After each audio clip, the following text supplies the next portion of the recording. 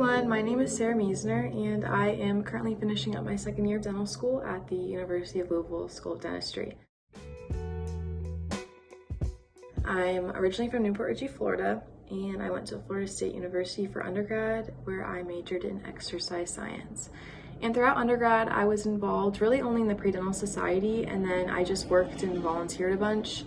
And then interest, I loved working out and going to the gym. I loved cooking and baking, and I also love cross-stitching. My Nana taught me how to do that when I was younger, and so I felt anytime I needed to de-stress, take a break, it was a good little outlet. So I discovered that I wanted to do dentistry a lot later probably than a lot of people. I didn't know until my sophomore year of undergrad, and I had started out as a food nutrition science major and then switched over to exercise science. I don't know why, I don't remember why, but it wasn't because I knew at that point. But basically, there was a class that we had that had a bunch of different professionals come in and speak that you could kind of go after with the exercise science degree. So we had like PAs, we had physical therapists, we had pharmacists. A dentist was actually supposed to speak, but they canceled that day.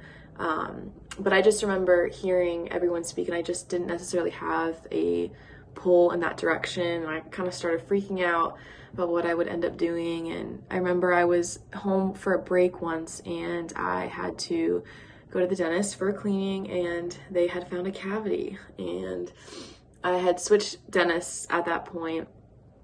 And I remember just being so obsessed with the ladies at the front desk, and my new dentist was so much fun. He was so nice, and he was just explaining everything going on, and I found myself interested in what he was saying and actually paying attention versus kind of just nodding my head and asking questions and kind of, zoning out.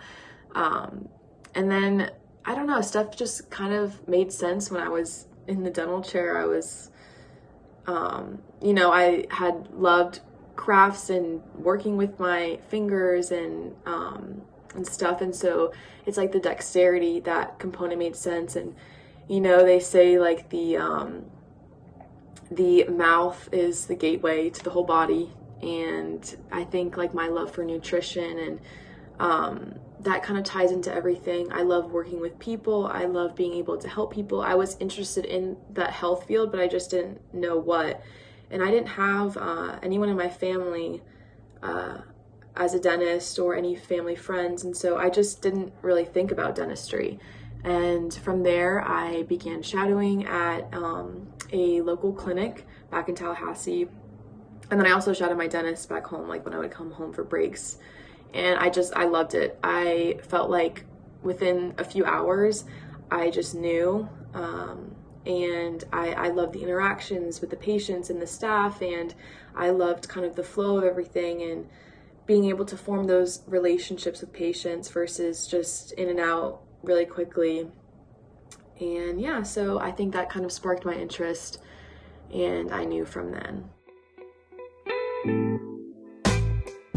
Okay, so the DAT, I had scheduled my DAT and I had started studying, and then COVID actually hit, so it got rescheduled. I think I ended up having 3 months, but I had started and then stopped and then started again. So I want to say 3 months about that I gave myself, and I took it during the summer.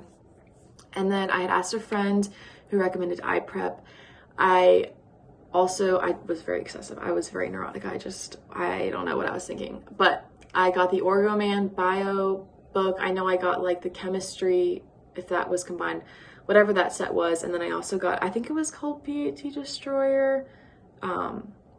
I'm pretty sure that's what it was. And I got that about like 2 weeks before because I was freaking out again. Definitely don't need to go as excessive as I did, but I just was worried. And then I woke up. I was a morning person, so I'd wake up, let's say at 6:30, and then I would block out kind of time schedules of how I would study. So I would do from 7 to 9, I would study bio, and then I would move on. From 9 to 11, I'd do chem, and then have a little snack break, and then move on. And then I would probably stop around like 3 maybe, and I just had the rest of the day kind of to myself to decompress and hang out. which I recommend. I think it's good to have kind of like a study schedule. That way you know that you're hitting every single spot versus just focusing on bio and then barely looking at the other things, because I know it's easy to get caught up and hang on to a section, but you kind of need to move on. And then how I studied, another piece of advice is just don't compare yourself to how other people are studying and thinking that you need to do that to have the best result. I know people swear by Anki, and I actually use Anki now, but I did not use Anki at all for the DAT or Quizlets and stuff like that. I think it's called conceptual mapping. But basically, if I saw a term, let's say tooth, I mean, I know, whatever, that's excessive, but if I learned what the word tooth meant and then I saw the word tooth appear 20 pages down the road, I would write down everything that I knew about that word and like how it related to other things. And or like, for example, a specific disease, if I learned, I would, and I saw it pop up again, I would write down everything I knew about that disease and how it related to different things. And I went very slow. I moved at tortoise speed, snail speed, whatever the saying is, but it just helped me learn and kind of see that word in different areas rather than just memorizing it from a specific sentence and only being able to recall it in that certain way. And then I also recommend simulating whatever time you're taking the DAT. Also study at that time, or take your practice exams at that time. That way you get your brain kind of and your body used to working and like being able to answer those questions at that specific time. Okay, so what set me apart from other applicants, I'd say, wouldn't necessarily come from my shadowing and my working in terms of working in a dental office, because I worked at a bagel shop. But I think more of my approach to dentistry as holistic, and I think a lot of the characteristics and things that I learned from my job and also through all my volunteer experiences showed that I would be a great dentist. I proved that I was resilient and that I loved caring for people and that I was a go-getter and I could be a leader and I could problem solve and think quick on my feet. I was reliable and just so on, just like characteristics. It built me. And I think my love for nutrition and food, that's a huge part of dentistry and, your oral cavity. And I think me loving crafts and DIYs and cross-stitching and stuff like that, it shows that I love working with my hands, which is dentistry. I think it's just important and I didn't get discouraged, basically, that my application necessarily not on paper, but just in terms of like the shadowing, comparing myself to other people, they had way more, but I knew that just characteristics and qualities that I had would make me such a great dentist. And I was confident in my interviews. I was confident and honest in my personal statement, and I think that really reflected and showed. I just think it's important, just please don't be discouraged if you don't feel like you're up to par. I mean, of course you need the minimum stuff, but there are so many ways that you have like the characteristics and the traits and the qualities of being a good dentist that don't necessarily have to come through being in the dental environment. There's so many different ways and things that show that you are great for this profession. So yeah, I think that's just kind of what set me apart, and speaking about that. And also too, I spoke a lot about my goals as a student and what I would bring to the table. And then also too, once I graduate, like my goals and aspirations as a future practitioner. And I think as long as you just show that you're dedicated and that you care and you're genuine and you have stuff to offer, I think that will give you a great chance of becoming a student.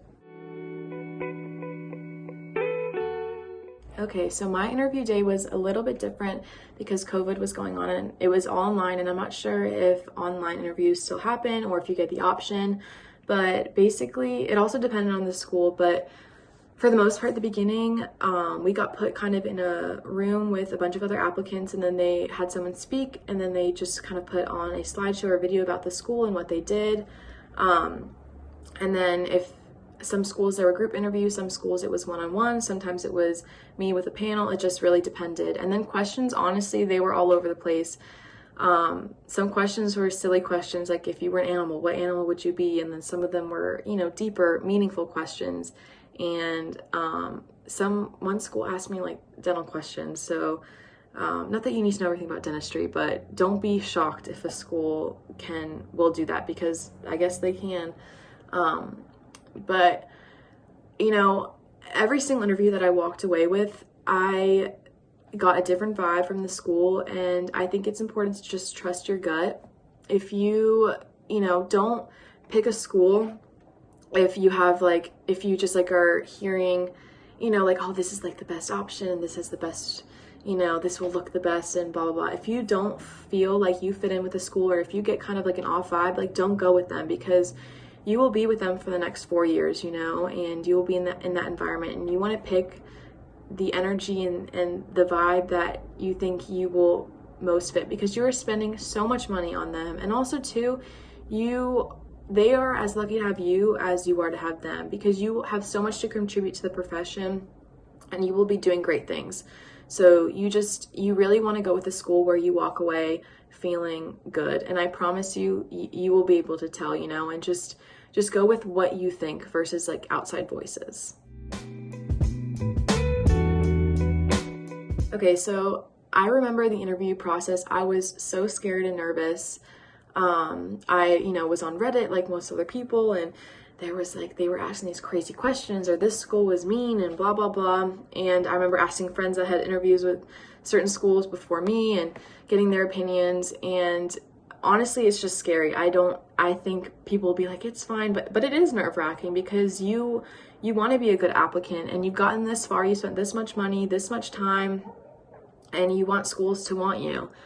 And I think the biggest thing, which is also the hardest thing, is to not pre-form answers. I think it's so easy to be like, okay, if they ask me this is exactly what I'm going to say. But I think having scripted things comes off as very robotic and just disingenuous. I think being able to have that conversation flow where, I don't know, it just comes off more genuine. I mean, have some sort of idea, but just don't have stuff scripted.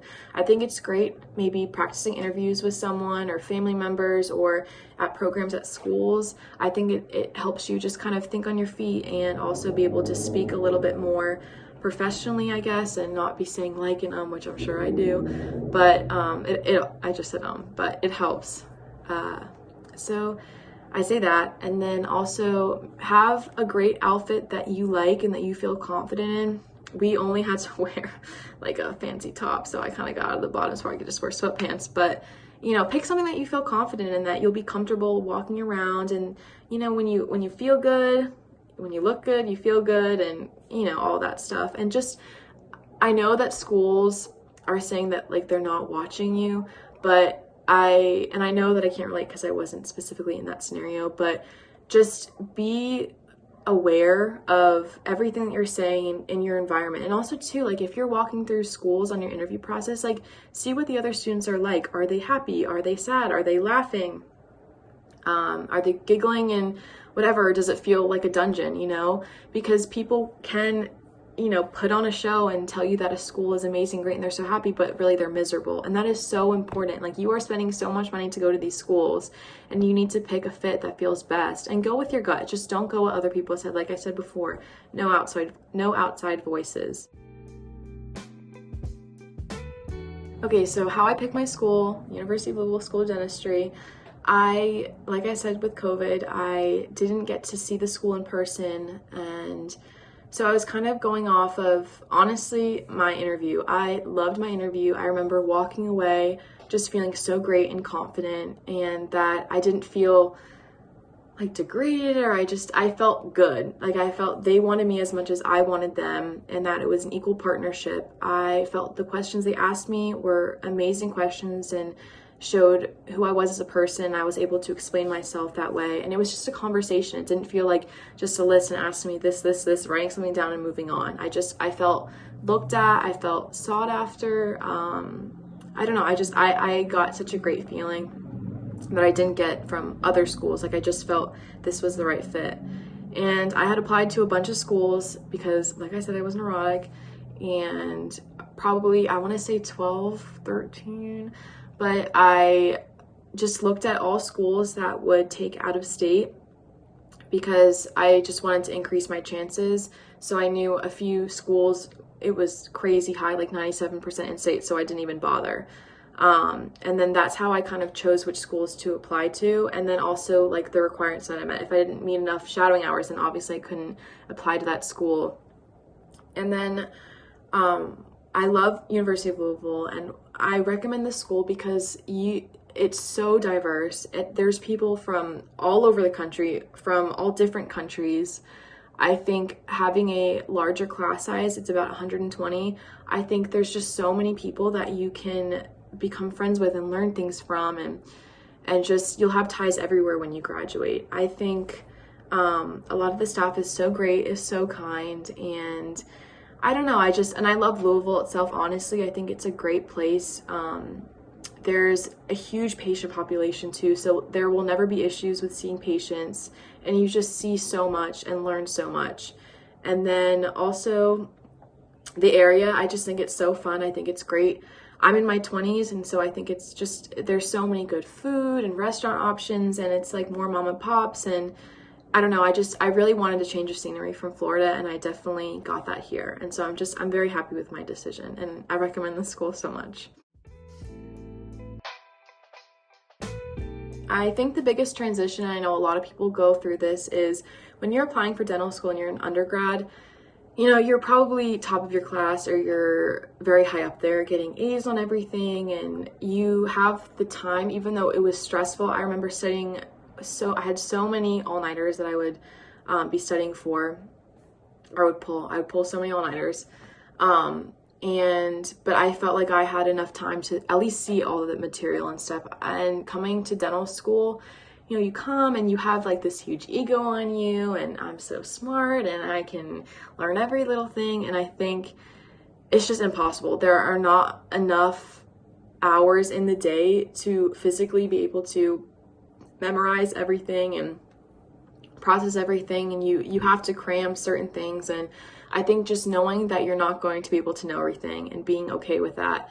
And also too, I think it's just, you know, like I said, like it's your ego, and I think you can get so discouraged if you get a C on something or if you fail a project. But you have to remember, you know, you've been in school your whole life. You know how to study, you know how to be a good student, but all of these hand skills, drilling, when you started waxing, doing just different projects, like I said, even taking impressions was difficult, and using all the dental terminology and being able to form sentences and think quick and not have to be like, what is the buccal surface? Because it used to take me so long, and you would see everyone around you just accelerating. Not everyone, a lot of people struggled, but you know, and just comparing yourself and why am I not here and why did I fail this and they didn't.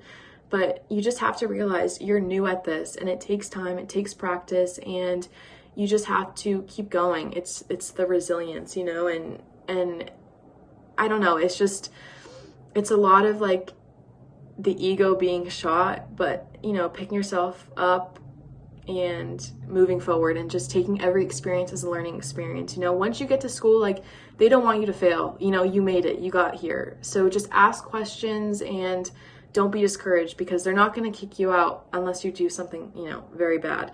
But you know, it's okay that you don't get straight A's on everything again. So I think that's probably the biggest shock. And also being in a new environment, I didn't know anyone here.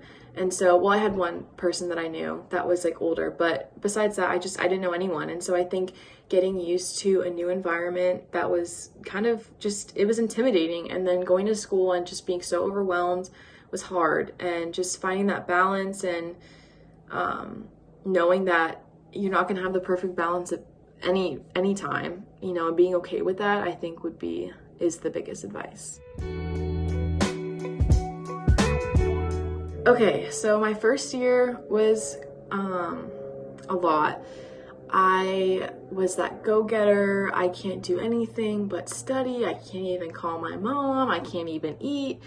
It was insane, and I don't think I approached it with the best mindset. But basically, I would have school from, I think, 8, and then it just depended on my afternoon classes. But I want to say the latest is 5 o'clock, but probably between like 3 and 5. And then depending on if you're staying after, like to practice waxing or drilling or stuff like that. I didn't really go out that much. I did a little bit and like hang out with friends and stuff, but I just remember being like, I can't. And then I would get burnt out. And so I think it's so important, like looking back, I wish that I had made more of a priority to work out or to go grab dinner with friends. I mean, you need to decompress, you need to socialize, you need to get your mind off things. But I just remember being so overwhelmed and being like, I have to study. If I don't for 1 hour, my life is going to be ruined. And that's just not the case, because you will get burnt out. And that is just a huge struggle too. Students getting burnt out their first year. And we had integrated. I don't know if all schools do that. The school had just switched over to integrated my D1 year, and it was just a lot. I mean, it was 20 something credit hours, and it's just, you need to find hobbies or interests outside of dentistry or dental school, or you will drive yourself crazy. And it might not seem that way at first, but everyone hits that point, whether it's in a few weeks, a few months, the summer after your D1 year, it's just, you will reach that point. And so being able to find as much of the balance as you can, or a few outlets, because you will never find the perfect balance. That's also more advice. But just being able to have a few outlets, maybe a few times a week, or being able to step away and just like rest your brain for an hour a day of personal time, that makes such a huge difference.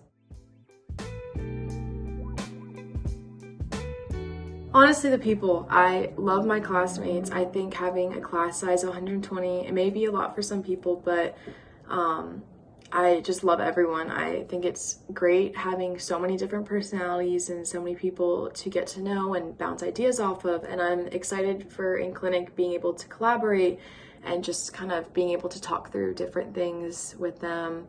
I love the fact that I am going to be able to have ties all around the country after graduation. And I don't know, I think a day at home, I'm just sad. I miss my friends, but I don't know. It's honestly the people. I think it can make and break school. And I think, everyone is, dental school is not the most fun for a lot of people, and it's stressful, and you can complain a lot. But I think for the most part, a lot of just the people there have amazing personalities, and I'm so grateful truly for them. And that's what makes me the most excited. Make sure that this is what you want to do, because it's a long road, it's expensive, and you need to be committed, and you need to be able to understand that there's a light at the end of the tunnel, and you will be worked to your limits. But if you have that passion and that drive, you will make it to the end and everything will be okay. But if you don't, and if you're kind of just in it for the wrong reasons, I feel like it's so easy to get burnt out and just discouraged and want to be done. And also too, like when you're in school, you can't just cheat your way through. You're going to be someone's dentist and provider, and so you need to be able to be learning all of this information and developing your hand skills and developing the way you think and how quick you think and problem solving. And if you don't find yourself doing that, then I don't know, I would just maybe try and rethink things, because it's just a huge commitment for something if you're going to give it half effort. And yeah, but also too, just don't be discouraged if you are reading online all these people with crazy hours and going on mission trips and working at dental offices, which is all amazing, don't get me wrong, but just don't think that you wouldn't be a good applicant because you don't have those certain experiences. As long as you prove to yourself and to the schools that you have genuine interest and you have so much to provide for the profession, like you have a shot, and if you don't make it the first year, apply again and just work on upping your your experiences and stuff, more stuff to talk about, and showing that you are committed to the profession if you don't get in the first time, you know. I know it's a long and expensive journey, but it's worth it in the end. And just don't be discouraged. Okay, so if you guys want to follow me on Instagram, my name is Sarah Pumpkins with 2 S's on there. I'm not like crazy active, but if you guys send me DMs, I'll be more than happy to answer any questions that you guys may have and help out as much as I can, and talk about if you have questions about University of Louisville too. I'll be more than happy to help. So yeah, hopefully this helped you guys out a little bit.